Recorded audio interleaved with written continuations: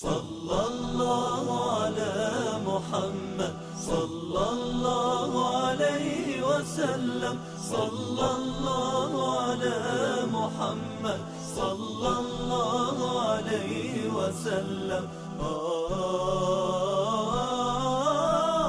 صلى الله عليه وسلم. بسم الله الحمد لله والصلاة والسلام على رسول الله وعلى آله وصحبه ومن والاه وبعد. Queridos irmãos e irmãs, estamos numa série de aulas sobre a biografia do profeta Muhammad sallallahu alaihi wasallam.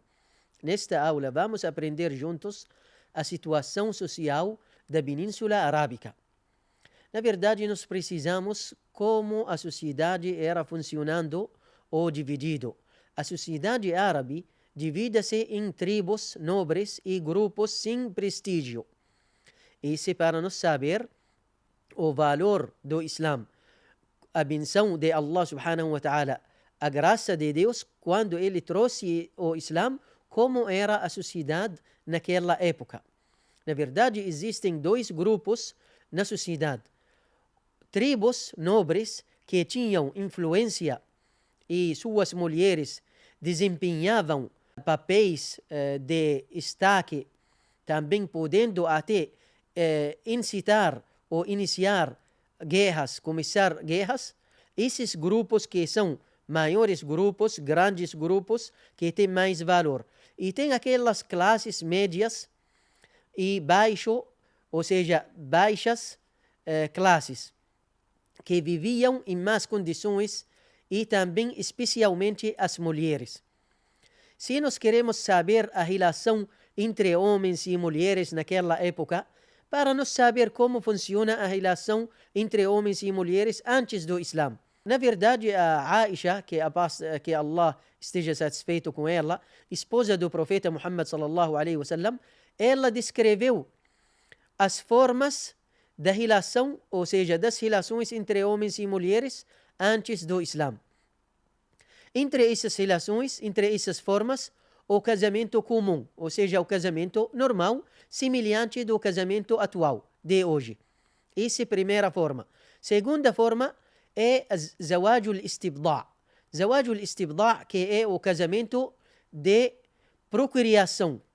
O casamento de procriação, que o marido afastava da mulher dele, da esposa dele, após a menstruação, e depois ele enviava a ela a outro homem para gerar filhos fortes, só voltava a se relacionar com ela após a gravidez.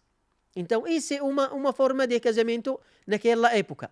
O Islã aboliu e proibiu essa prática e esse tipo de casamento.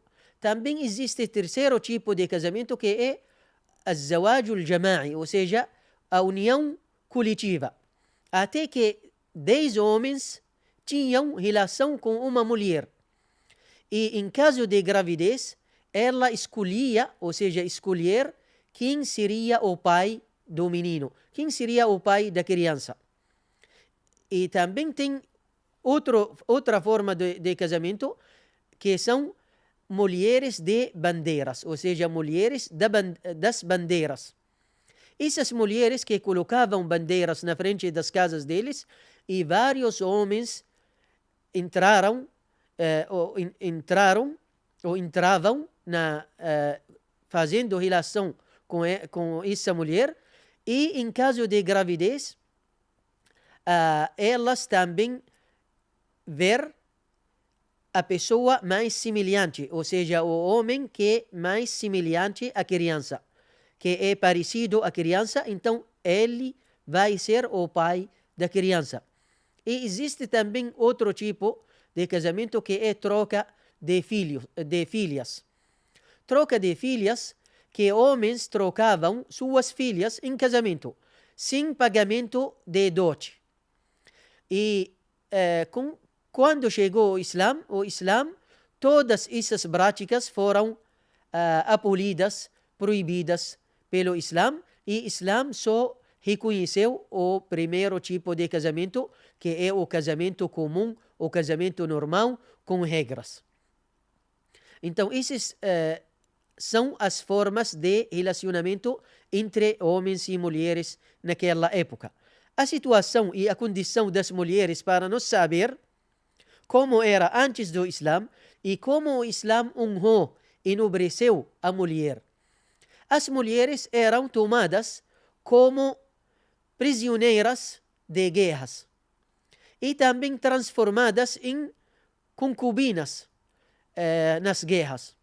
Também os filhos, todos, herdavam as mães como se fossem bens financeiros, como objetos. Ou seja, as crianças, os filhos, herdavam as mulheres, as mães deles. E existe naquela época poligamia ilimitada. Poligamia ilimitada. Homens chegavam a se casar com mais de 20 mulheres antes do Islã. Também muitas mulheres eram tratadas como objetos sem valor, infelizmente, naquela época antes do Islã.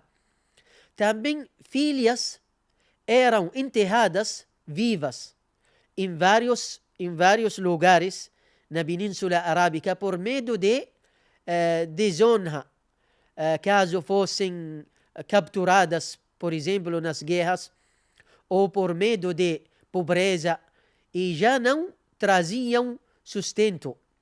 Então, isso acontecia antes do Islã.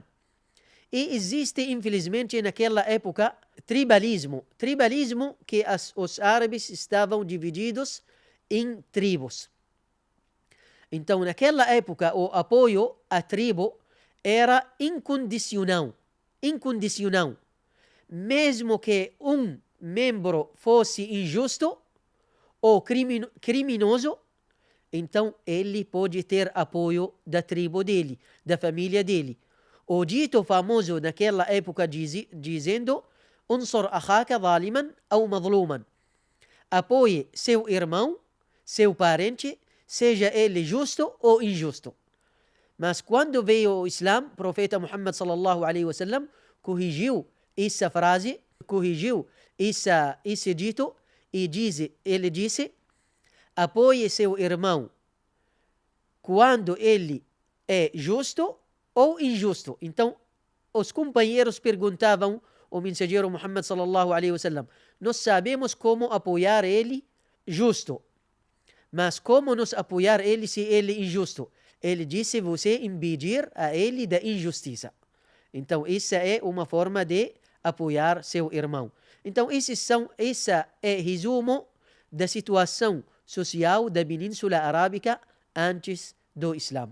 Barakallahu fikum, walhamdulillahi rabbil alamin. Assalamu alaikum wa rahmatullahi wa barakatuh.